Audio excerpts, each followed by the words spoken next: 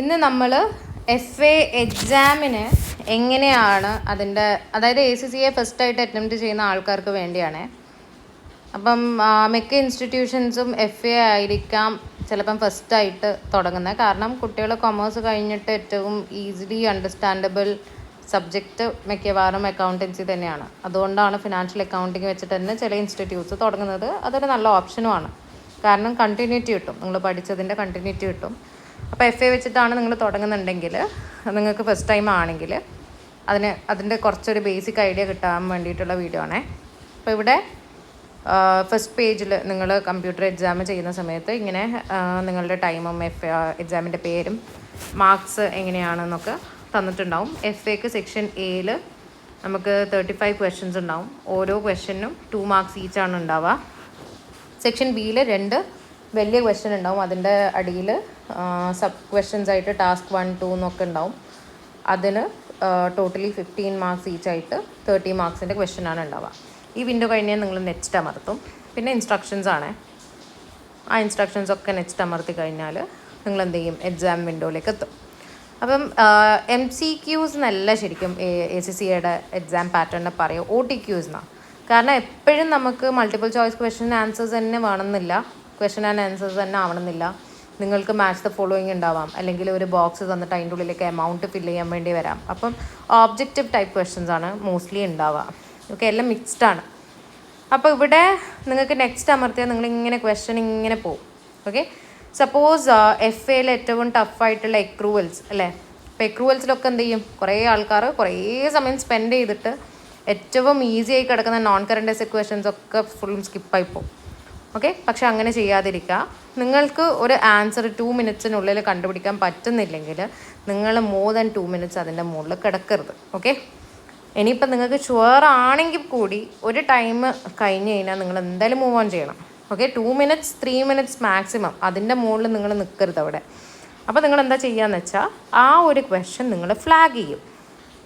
Okay, flag ചെയ്തു എന്ന് വിചാരിക്കുക. ഇത് ഞാൻ ഫ്ലാഗ് ചെയ്തു. ഓക്കെ, ഫ്ലാഗ് ചെയ്ത് കഴിഞ്ഞിട്ട് നിങ്ങൾ മൂവ് ഓൺ ചെയ്യുക. നെക്സ്റ്റ് ഒക്കെ അമർത്തി ബാക്കിയുള്ള ക്വസ്റ്റ്യൻസ് ഒക്കെ ഇതാക്കുക. വേണമെങ്കിൽ ഇതും കിട്ടിയിട്ടില്ല എന്ന് വിചാരിച്ച് എന്ത് ചെയ്തു, ഇതും ഞാൻ ഫ്ലാഗ് ചെയ്തു. ഓക്കെ, എന്നിട്ട് നിങ്ങൾ വീണ്ടും മൂവ് ഓൺ ചെയ്യുക. അതിനുശേഷം if you have got time, അല്ലെങ്കിൽ ആ ആൻസർ നിങ്ങൾക്ക് പെട്ടെന്ന് കത്തിയെന്ന് വിചാരിക്കാം. അങ്ങനെയാണെങ്കിൽ ഇവിടെ കണ്ടോ ടെസ്റ്റ് പ്രോഗ്രസ് എന്ന് പറഞ്ഞിട്ടൊരു സാധനമുണ്ട്, അത് ക്ലിക്ക് ചെയ്യാം. അപ്പം ഇങ്ങനെ ഒരു വിൻഡോ ഓപ്പൺ ചെയ്യും. ആ വിൻഡോയിൽ നിങ്ങൾ ഫ്ലാഗ് ചെയ്ത് വെച്ചതുണ്ടാവും കണ്ടോ. അപ്പോൾ അതെന്ത് ചെയ്യുക, നേരെ അത് പോയി എടുക്കുക. അല്ലെങ്കിൽ ഇൻകംപ്ലീറ്റ് നിൽക്കി ഏതെങ്കിലും ആൻസർ വിട്ടുപോയിട്ടുണ്ടെങ്കിൽ അത് മേ ബി എമൗണ്ട് ഫില്ല് ചെയ്യേണ്ട മാത്രം സ്പേസാണ് ഉള്ളൂ. അപ്പോൾ നിങ്ങൾക്കൊന്നും സുമാറ് ആൻസർ ഇടാൻ കഴിയില്ല.